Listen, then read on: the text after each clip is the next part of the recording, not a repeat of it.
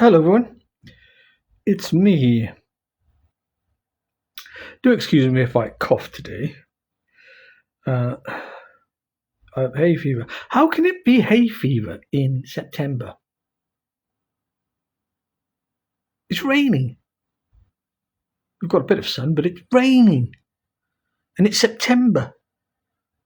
Halloween's around the corner, and I've got bloody hay fever. Anyway, rant over. The gentleman you see on screen here is called Jacob Rees-Mogg, the right honourable gentleman for the 1800s, given some of his views.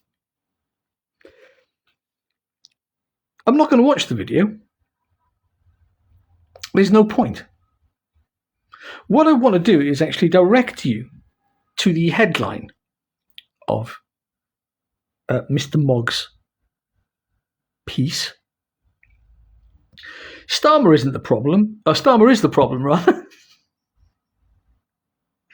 Starmer is the problem, not Mandelson.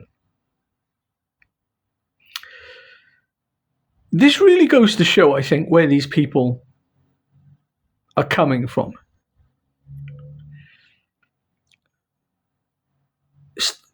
Mandelson rose, as I said in a video the other day, into the rarefied atmosphere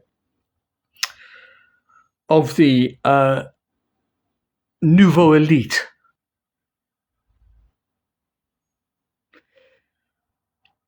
He became one of these people who've reached a certain status in life, which has meant that he's effectively, or has been up until this point, who knows, he might still be, we shall see, above the law. And that's a thing that exists everywhere, I think, certainly in the US and certainly here in the UK, where you become so powerful that you are, by any normal means, untouchable.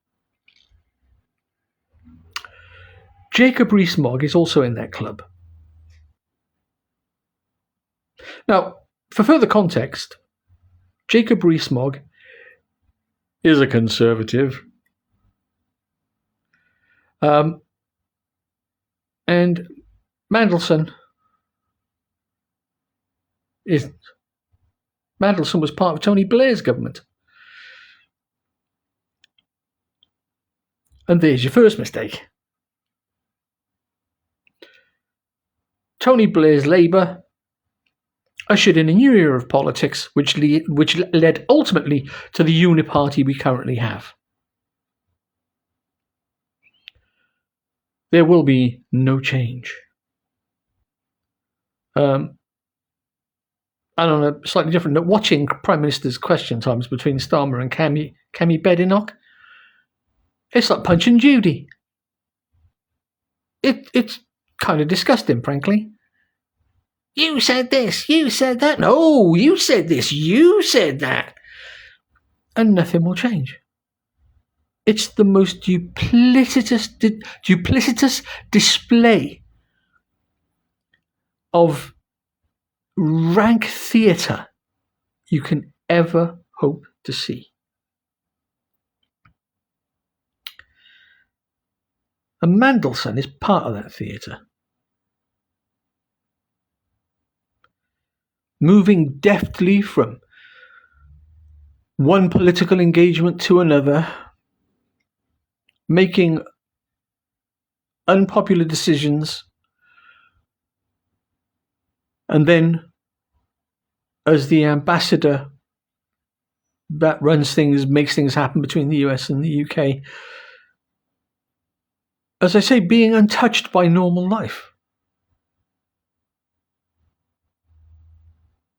Just being this elite with all the perks that brings.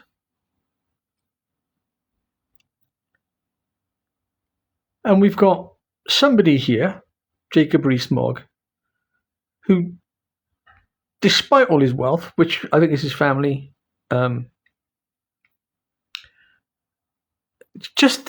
in his own bubble. And contrary to what he says, Mandelson is the problem. But I agree with him 110%. Starmer is also the problem. And newsflash, Jacob Rees-Mogg is also the problem. And everybody else, for the most part, who sits in that bloody grand house that we call Parliament and gives us this redundant dog and pony show. Or is it a horse and pony show? Either which way, it's a show. And it shows the people who are not so clued up, who just, no fault of their own, just want to get on with their lives. Life is tough. And you can't blame anybody just for trying to wake up every day, do their thing, go home, and try in some small way to enjoy the lives that they've got, without having to deal with this shit. They're all rotten. They're all lying about one thing or another. There's a clip of Mandelson being asked whether or not he regrets knowing Jeremy Epstein. And to his credit, he says, I regret ever meeting him. But not because Epstein is a bad individual, but because the writing was on the wall.